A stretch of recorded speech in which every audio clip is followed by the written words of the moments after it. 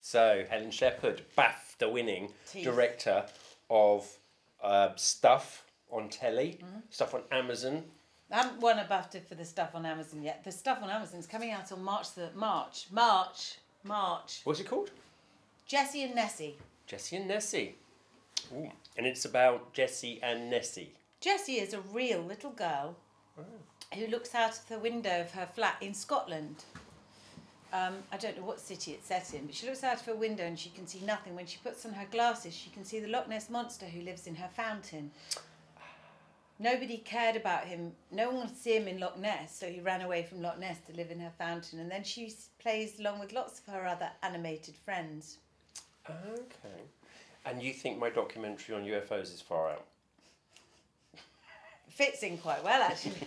Okay, but so seriously, Helen, when you're looking at presenting and more specifically presenting on children's television like CBBC's or Milkshake or whatever it might be on any platform, isn't it? What are the main differences that a presenter has to think about with the two different audiences?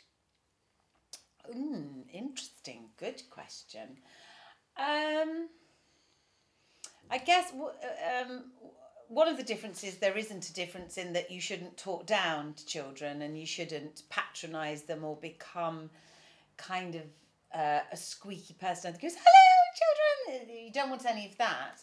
I guess you want to, they often describe it as sort of be the friend to a child. So it's like the person that lives next door, or children's television presenters come in all different shapes and sizes. So sometimes it's an older person who is probably more like your granny or your grandpa or an older relative.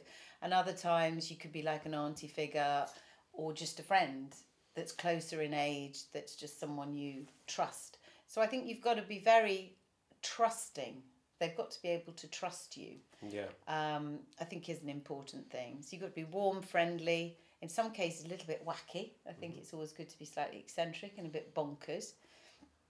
Because children love somebody who's a bit bonkers. Yeah. They like getting a pie in their face or something like that. Do you find as well with children, they are so good at seeing if you're putting it on, if you're hiding it, if you're faking it. Yes. So it's even more important then for a presenter working for children to just be ultra conscious of if you're putting on a fake smile, if you're just going through the motions and you don't really want to be there, or you don't, they'll see straight through that. Absolutely. And so these are the sort of things that you'll focus on the day when you're running how to become a children's TV presenter.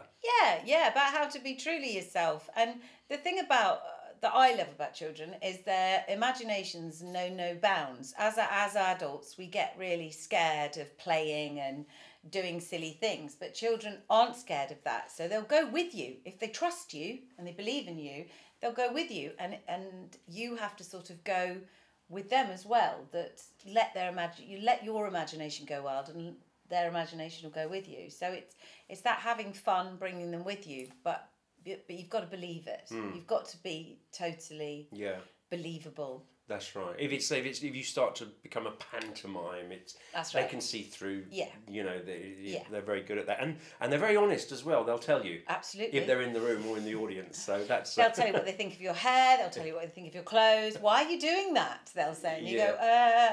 I mean, I worked with a little girl for ages on this Jessie and Nessie, and she would say, "Why did you do that? You've just been sarcastic." And she's 8, you know, so they know when you're doing those things, so you can't muck about.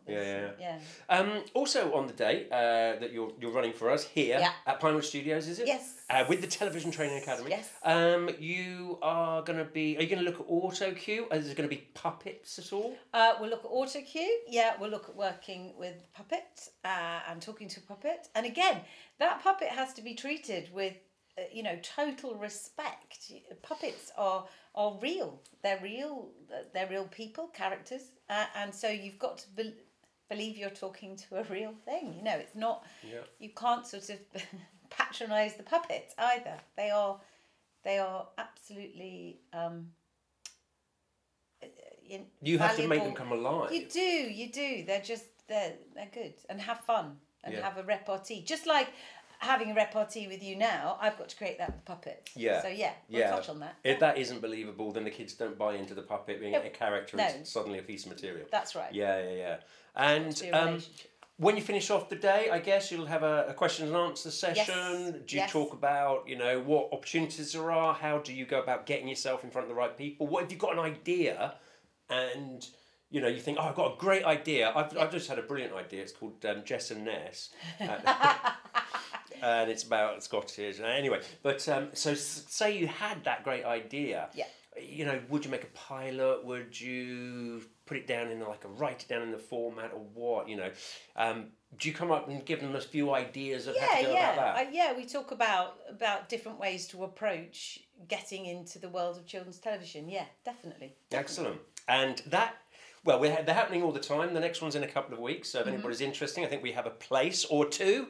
So click the link below and come and join Helen, BAFTA-winning director, on one of our presenting for children's television. Thanks very much, Helen. Brilliant, thank you. Super.